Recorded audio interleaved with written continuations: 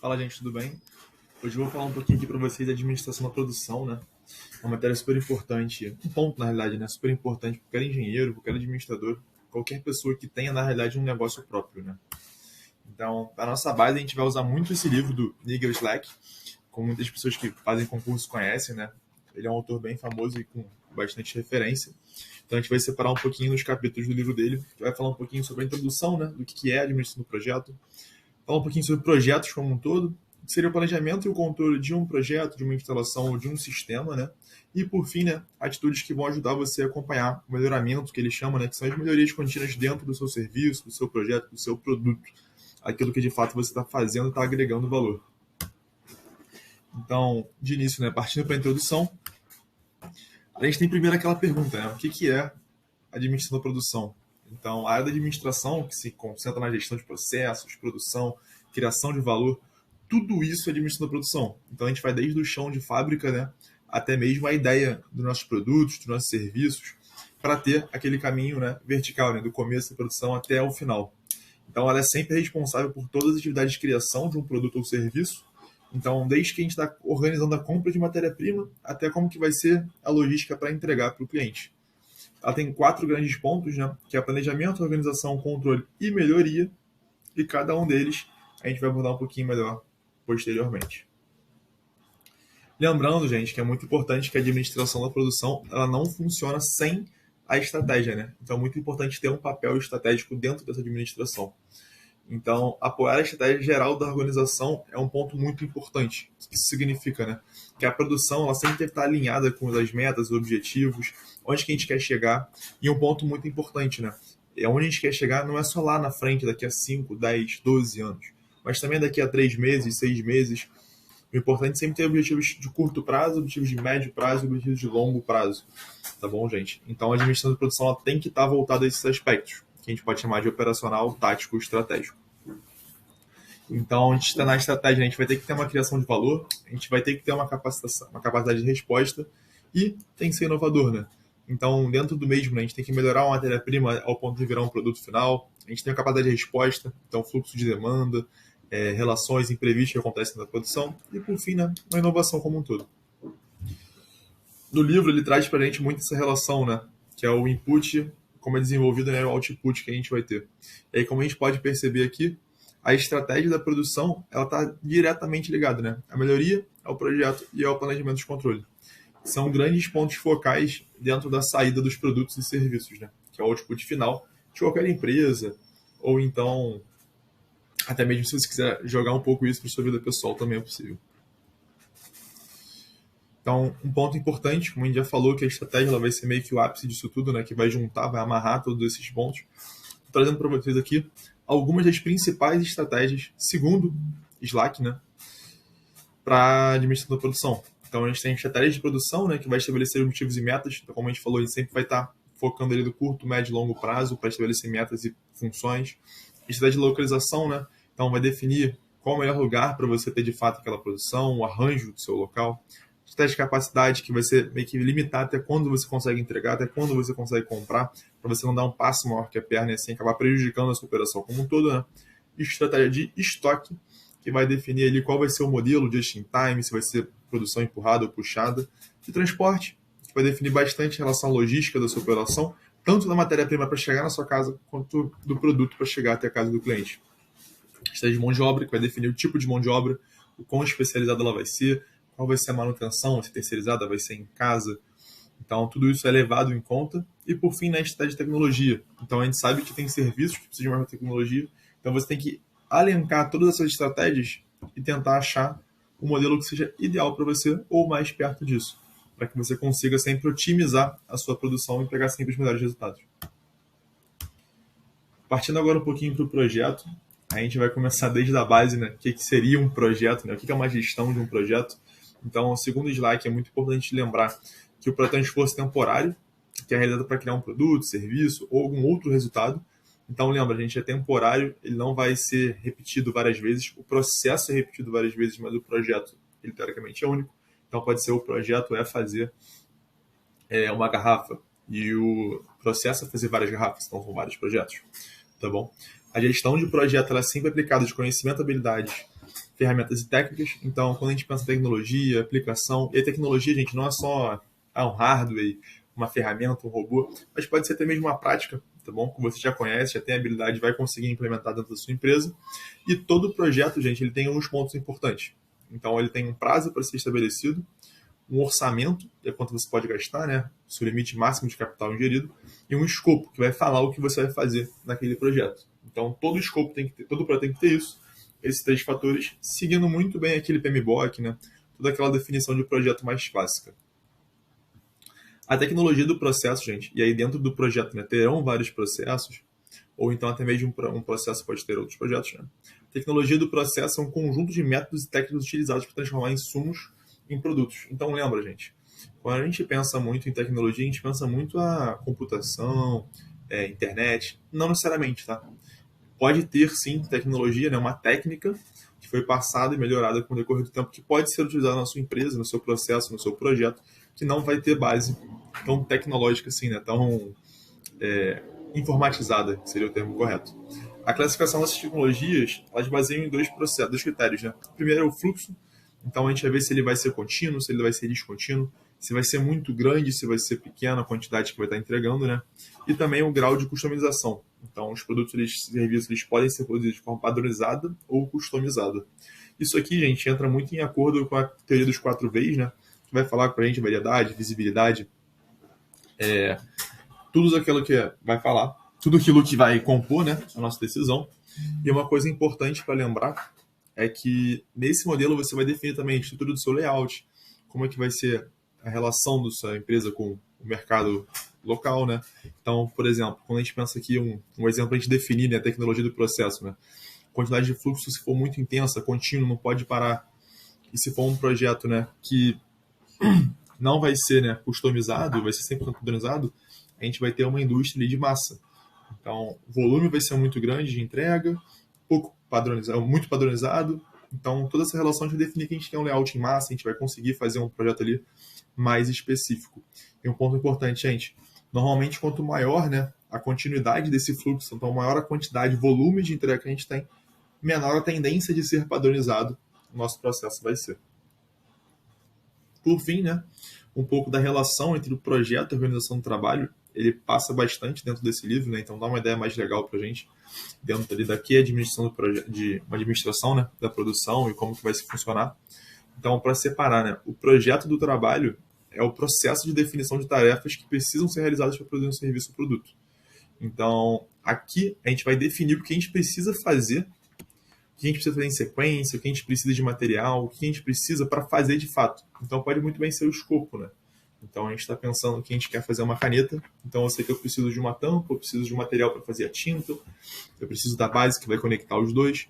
Então, tudo isso, né, é o projeto do trabalho. Tranquilo? Já a organização do trabalho é o processo de arranjo dos recursos. E aí pode ser humano, pode ser físico, tecnológico, para realizar tarefas. Então, nesse caso, vamos pensar aqui, né, do exemplo que eu dei da caneta. Então, se eu quero fazer canetas em massa, em grande produção, com baixa customização, isso quer dizer que é tudo padronizado, né? Aquela caneta, por exemplo, Bic ou semelhante, eu vou ter que separar, organizar ali, né, um layout físico, uma máquina que vai fazer a tampa, 3 funcionários que estarão dentro da máquina. Então, assim que funciona a organização do projeto como um todo. Então, é importante separar, né, que o projeto para o Slack, ele é de fato a gente planejar fazer as coisas, enquanto a organização é colocar de fato cada etapazinha mais micro e juntar tudo para que seja possível no projeto final. Passando agora um pouco para o planejamento, para o controle da produção, né, que está sempre muito dentro. Então, a gente pode falar que é o PPCP ou PCP, né, como preferir. Então, para o Slack, né, o planejamento e controle da capacidade é um dos pontos mais importantes. Isso é claro que é importante logo de início, assim. Por quê? Porque é o processo de determinar a capacidade da produção necessária para atender a demanda, gente. Então, lembra, quando a gente controla e planeja a capacidade, a gente não vai estar sempre pensando, nossa, eu quero a capacidade máxima, vou fazer 100% de peça. Vai fazer o 100% de peça que seja elegível com o mercado. Não adianta você fazer milhões e milhões de produtos, está tudo estocado, não conseguir entregar, ficar sempre devendo esse material. Então, ele deixa muito claro que o controle da capacidade está sempre atrelado ao mercado, à demanda do mercado. Quantos clientes vão querer comprar, quanto que dá para produzir de fato também é um limitante, mas tudo isso vai se correlacionando. tá bom? E aí, para isso, ele usa 3 pontos muito importantes, né? Que é a demanda, então, como a gente falou, né? Qual a quantidade de produtos e serviços que será necessário produzir. E sempre pode ser uma previsão, pode ser uma expectativa, pode ser um dado que ele já tem. Se for uma produção, né, do tipo puxada, vai chegar primeiro o pedido, depois a gente vai fazer a produção, então isso acontece também. O lead time, e aí, gente, é importante lembrar esses nomezinhos, né? Lead time é o tempo que demora uma atividade, processo ou projeto, do começo dela até o final. Então, aqui nesse exemplo, estou colocando quanto tempo leva para produzir o produto ou serviço. A partir do momento que chegou esse pedido, vamos fazer quanto tempo demora. Ou então, se for uma produção empurrada, né? Se eu for começar agora a fazer esse produto, quanto tempo demora até o final? E aí a gente pode colocar que até o final, até ir para o nosso estoque, seria até ir ao nosso cliente, onde tudo tem que definir. E principalmente, né, a flexibilidade. Então, qual é a flexibilidade da produção para atender mudança de demanda? Então, gente, o que ele está falando, né? Quando a gente vai fazer um controle, um planejamento de capacidade, existem negócios que a gente chama que são flat, então a demanda era similar no decorrer do ano, e existem também negócios que são sazonais. Caio, o que é um negócio sazonal? Pô, gente, pode pensar em fábrica de chocolate. Com certeza a demanda da fábrica de chocolate vai ser muito maior ali perto da Páscoa. Então, o que a flexibilidade fala? Se eu tiver uma capacidade maior que a minha demanda, eu vou conseguir fazer, né, mais peças de chocolate antes, estocar um pouquinho para conseguir vender na Páscoa. Ou então, se eu não tiver capacidade, eu vou ter que buscar a flexibilidade de tentar terceirizar o meu produto com uma outra empresa. Então, tudo isso é muito importante para o planejamento e controle da capacidade. Seguindo, né, um passo bem semelhante, e aí no caso agora é da qualidade.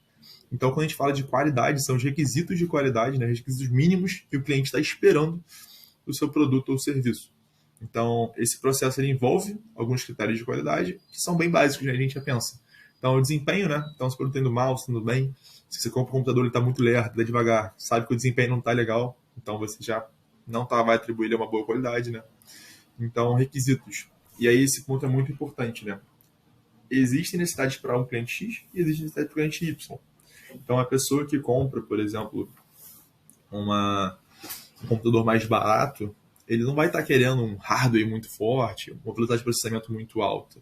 Mas você tem que estar pareado com o requisito que você está vendendo, né? Para o tipo de cliente que você está esperando. E por fim, né, são as normas. Então, quando a gente pensa em ISOs, né, principalmente questão de equipamento de segurança, outros, quais são as normas padrões para aquele serviço estar funcionando? Qual o mínimo necessário para isso estar funcionando? Então, isso é muito importante porque ele pode literalmente excluir o seu projeto, né? Porque a partir do momento que você não cumpre uma norma, uma lei, o seu projeto vai acabar ou ele está irregular, que é uma das piores situações. E por fim, quando a gente pensa em planejamento e controle, a gente não pode deixar de falar do MRP, ou planejamento de necessidade de demandas, que também tem hoje o EPR, né, que é um pouco uma evolução do MRP. Acho que dentro desse capítulo, né, e o slide ele não comenta tanto, só que é importante só vocês saberem. Então, basicamente, o MRP é um sistema baseado em dados, né, que usa uma série de fórmulas para calcular a necessidade de materiais. Então, ele vai falar para a gente o quê? Cara, se você quer fazer tal produto tal dia, você vai ter que comprar 3 metros de matéria-prima, 3 quilos de matéria-prima, 2 meses antes. Porque a sua cadeia demora 2 meses, você vai ter produção, tem um monte de pedido atrelado.